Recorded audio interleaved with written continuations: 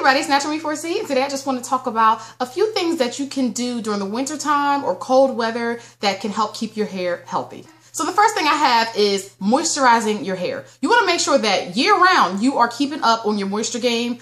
Wintertime can be very harsh on the hair, so make sure that you are moisturizing your hair. You may find that you have to step up the amount of times that you have to moisturize your hair. Normally I can go a couple days in between my moisturizing sessions because I co-wash frequently.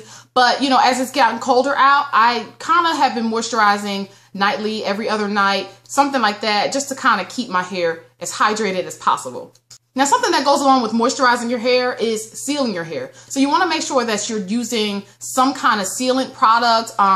Oyen's burnt sugar pomade is a good sealer. You can look for like oils like grapeseed oil. Those work really well for sealing in the moisture that you're adding to your hair. Heavier butters like avocado butter, shea butter, things like that are great for helping to seal in moisture as well on the hair. So it may be a good idea to look for products that contain those ingredients. Most natural hair products contain shea butter. That's a pretty easy one to find. As far as avocado butter, I do still use my avocado butter. I still love it. I do purchase mine from eBay. You can also find it on Amazon.com. If you are unfamiliar with a proper way to moisturize your hair, there are several methods out there. I'm currently using the Loco method, which is liquid oil, cream, oil, and that's the order of which I apply my products to clean hair. I also use the lock method, depending on what I'm using, which is the liquid oil cream. And again, that's the order of which you apply your products to clean hair. There's another one out there called the LCO method, and that stands for liquid or leave-in cream oil. So that's just another way that you can moisturize your hair. I would say, like, if you're trying to figure out what moisturizing routine works best for you, is you're gonna have to try them out and just see how they work. Remember that sometimes when you're changing up your regimen and you're trying new things, it may take you some time before you see results. Other ways of keeping moisture in your hair include bagging your hair. Now I like to do bagging every now and then. I don't do it a lot, but usually, like if I'm wearing a puff and it's like day 3 hair, when my hair starts to kind of dry out, I'll just put like a shower cap on the top of my puff and go to bed. And that kind of helps keep the moisture trapped in, and it helps keep my ends hydrated. Moisturizing your hair in the wintertime can be a little bit tricky. Sometimes you may have to change your ingredients up. For me, my hair has been sensitive to glycerin throughout my journey so far. I'm still working on getting this to work for me, and I think that it's kind of doing better than it did last year. I do have glycerin in my hair. That's why I'm feeling it. But it's doing a lot better than it did last year. I think that may be because my hair is a lot different than it was last year. My moisture has gotten a lot better. So sometimes humectants can be a little bit tricky. I'm not saying don't use humectants year round, because I do think that it can aid in moisture retention. But if you're noticing that your products have a lot of humectants in it and your hair is crunchy or hard, you may want to kind of cut back on the amount of humectants you're using. As far as how to keep your hair clean during the wintertime, I personally co-wash my hair, so I don't shampoo my hair. So I don't really have too many issues with my hair drying out from frequent washing sessions. But if you are somebody who likes to shampoo your hair, I would suggest making sure that you're not using a harsh shampoo, or adding co-washing to your regimen as well. So kind of cut down the amount of times a month you shampoo your hair and throw a few more co-washes in there. A lot of times during the wintertime, our scalp tends to get dry, flaky, itchy, all the above.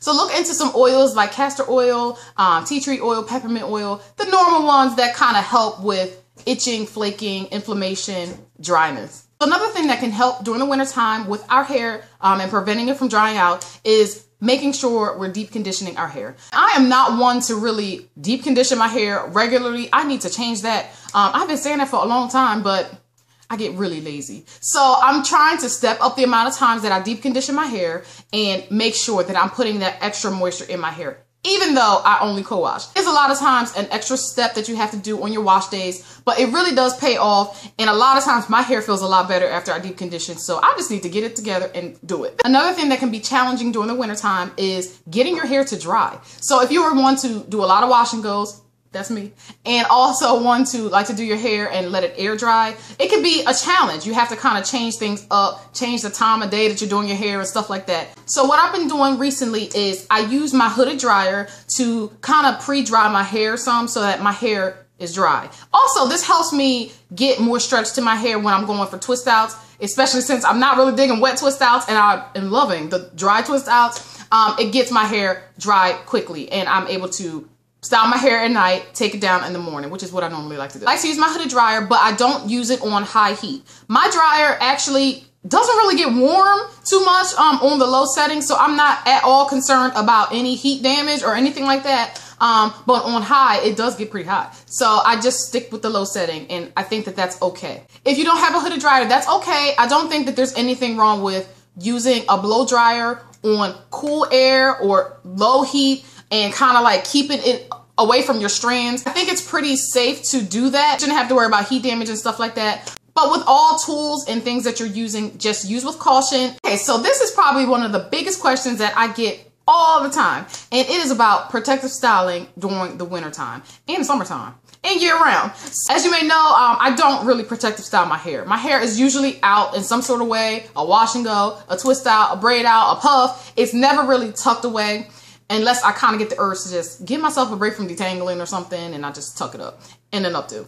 But other than that, I don't really do protective styles. I don't wear braids or wigs or weaves, stuff like that. So I'm hands-on with my hair year round. In wintertime, it can be helpful to tuck your ends away, especially if you're going to be outside for the day or something like that. You know, use a hat, a scarf. As with all protective styles, and even hats and scarves, be careful with the amount of tension that you're using, how often you're wearing them. Make sure you're paying attention to your edges and taking care of your hair under whatever you're putting on your hair to protect it. So once again, I'm very hands-on with my hair year round, and I don't really do protective styles. Now this winter, I plan on wearing my hair stretched more often because I don't really have to worry about it reverting too much because it's cold outside. So I'm going to be playing with more stretch styles often, and I'm also going to be attempting to do more updos. We'll see how that goes. I don't know.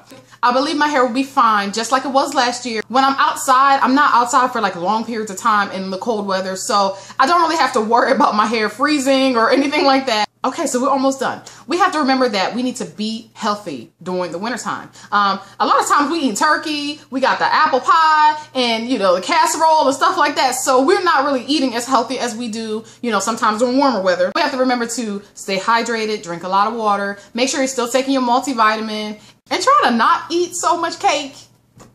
You're right. All right, so the last tip that I have for taking care of hair during the wintertime is to pay attention to what your hair is telling you. It is very quick for my hair to go from soft to hard. And sometimes I'm like, okay, what happened? So I need to figure that out before things go bad. Very important to get to know your hair and get to know how it feels in certain seasons. For me, the summertime can lead to the softest hair that I have year round or the driest hair that I have year round. And you know, the same goes for the winter. So I just have to make sure that I'm paying attention to what my hair is telling me that she needs, because she gets very demanding sometimes. All right, y'all, so that wraps up this video. Those are the tips that I have to take care of hair during the wintertime. I hope this was helpful, and I will see you very soon in another video. Take care.